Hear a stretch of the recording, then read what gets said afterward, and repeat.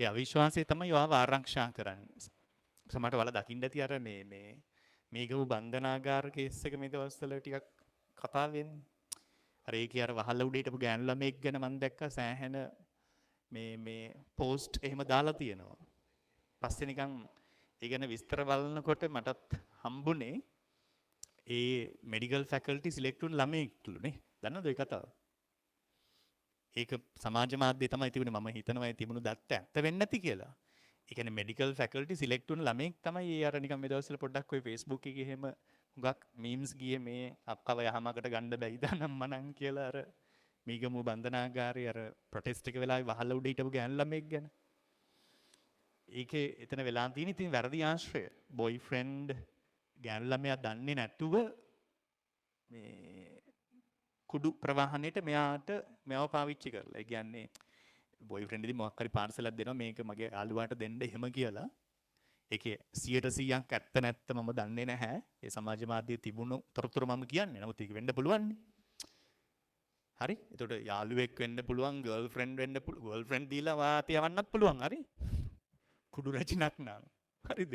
ඒක ඕන දෙයක් වෙන්න පුළුවන්. සමාජයේ ඔයාලා හිතන තරම් සුන්දර නෑ. සමහර යාළුවෝ අපිට ලං වෙන්නෙම මොකක් හරි ප්ලෑන් එකක් තියාගෙන. සමහරට බොයිෆ්‍රෙන්ඩ් කෙනෙක් එන්නෙම මොකක් හරි වෙන යටි අරමුණක් තියාගෙන. ගර්ල්ෆ්‍රෙන්ඩ් කෙනෙක් වුණත් එහෙම වෙන්න පුළුවන්.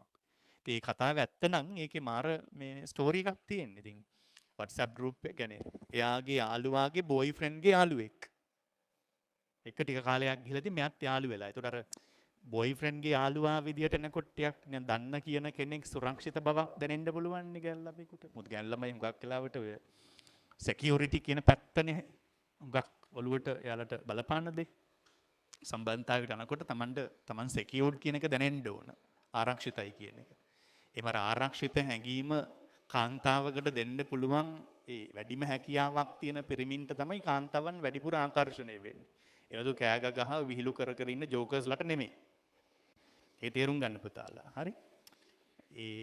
ඒක අර පරිණාමිකව මෙන දෙයක්. ඉතින් කාන්තාවකට යම්කිසි ඔළුවේ දෙයක් තියෙනවා පොඩි අනාරක්ෂිත බවක්. ඒ නිසා ඒ ආරක්ෂාව තාත්තගෙන් පස්සේ ඊළඟට බලාපොරොත්තු වෙන්නේ තමන්ගේ පාර්ට්නර්ගෙන්නේ.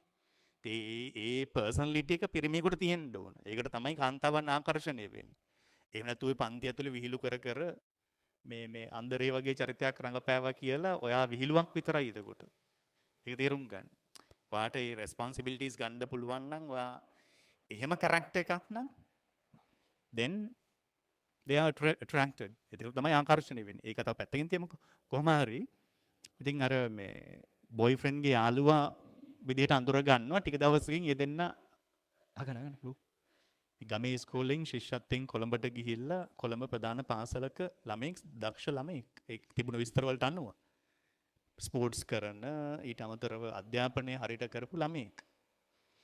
ඊට පස්සේ ඉතින් සමහර වෙලාවට බොයිෆ්‍රෙන්ඩ් මොන හරි පාර්සල් දීලා තියෙනවා පොඩි පැකට් වගේ දේවල් මේ මගේ යාළුවාට මෙන්න මේක දෙන්න. එහෙම එකල ඉතින් මේ ඉතින් ගෑනු ළමයා ඒක සමහරට හිතන්නේ නැහැ මේ තමන්ගේ බොයිෆ්‍රෙන්ඩ් මේ තමන්ටව පාවිච්චි කරන්නේ කුඩු වෙලඳාමට කියලා. කොහොම හරි මේ ටිප් ඔෆ් එකකින් ඒක පොලිසියට ආරංචි වෙලා ඔත්තුවකින්